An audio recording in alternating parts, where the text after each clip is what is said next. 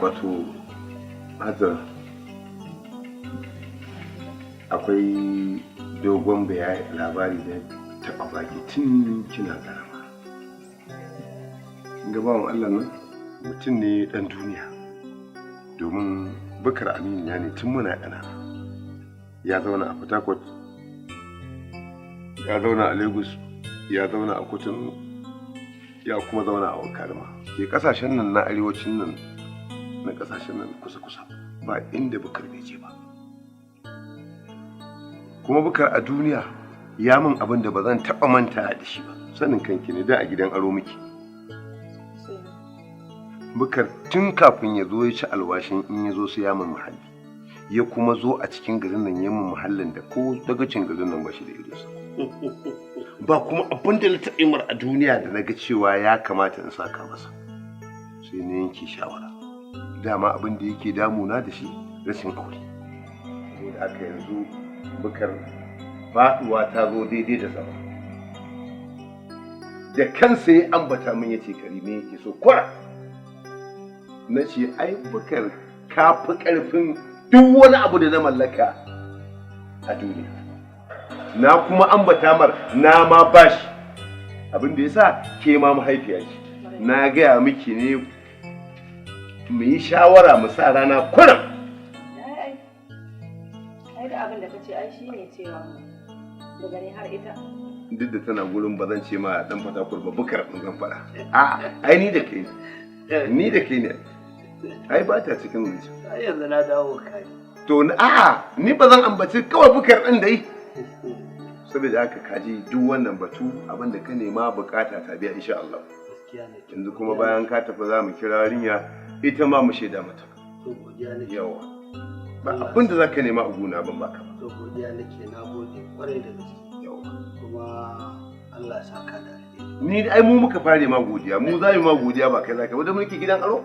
To babu da ba da ma insha Allah. To ni ma mu ma mun gode kuma insha Allah da kwanan nan za a yi. Ka dauki matar ka ku tafi kwara.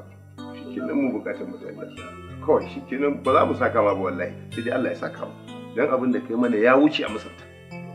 Kamar yadda na faɗa ma dama jin wayarka yanzu to shi yasa na to domin ba a ƙasa a gwiwa. Gaskiya ne, gaskiya ne.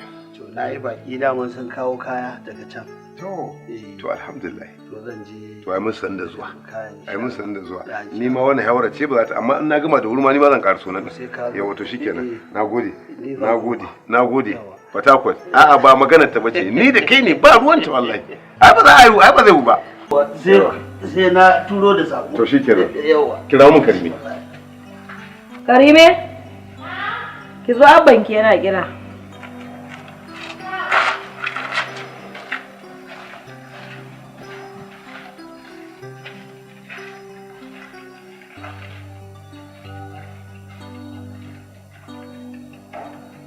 Da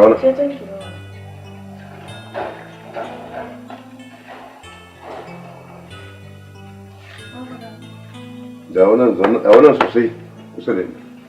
Ai ba so muke zancen na wani gari suna ji ba.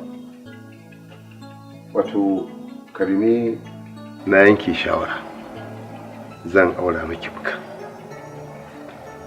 Kuma kamar yadda mahaifiyarki take gaya miki, Bukar ne amini na ne. Kuma mutum ne mai tarin dukiya. Dan duniya ne na gaske domin kasashen nan ba wanda bai ce ba. Na ji kin yi shiru baki ce min komai ba. Kuma a cikin satin nan za a yi bikin ku tafi. Abba wallahi ba na san shi. Me? Ba na san shi. Ba ke son sa? Gaskiya Abba ba na san shi. Abba ko kai fa ya girme ka. To ya girme ni to uwarki zan saki ya aura? A'a.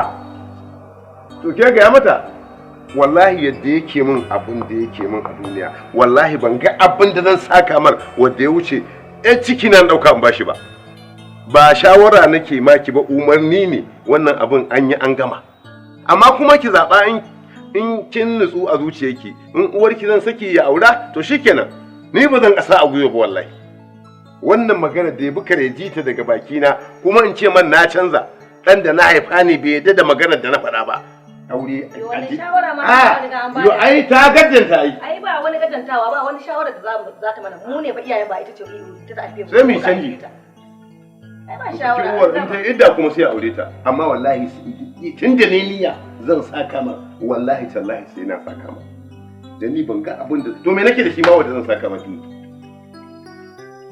Amma ki shawara. Wala shawara ta shi ki zo ki wuce aure ko kin so ko kin yi sai an yi shi. Wallahi ni sai na kashe kai. Kina da yadda kashe kan naki ba.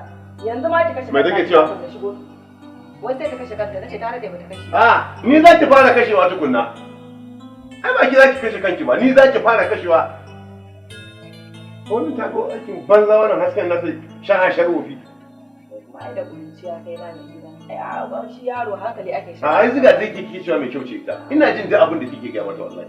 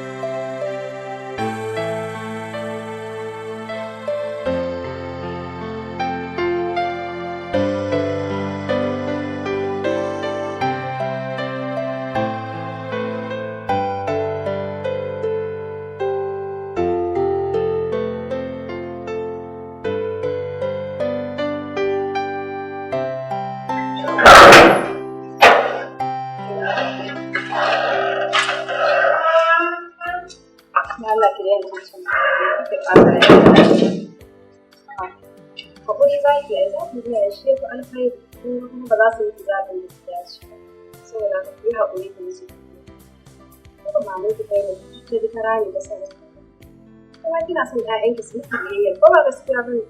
Ku yi ta ba auren soyayya su kai wa.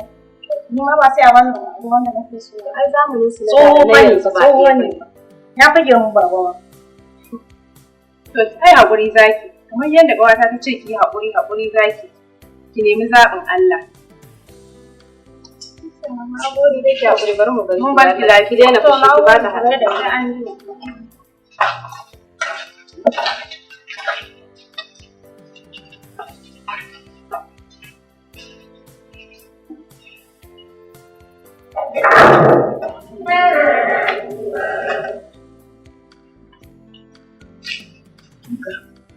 Sakin ranki baki wannan aure ko kin so shi sai an yi shi.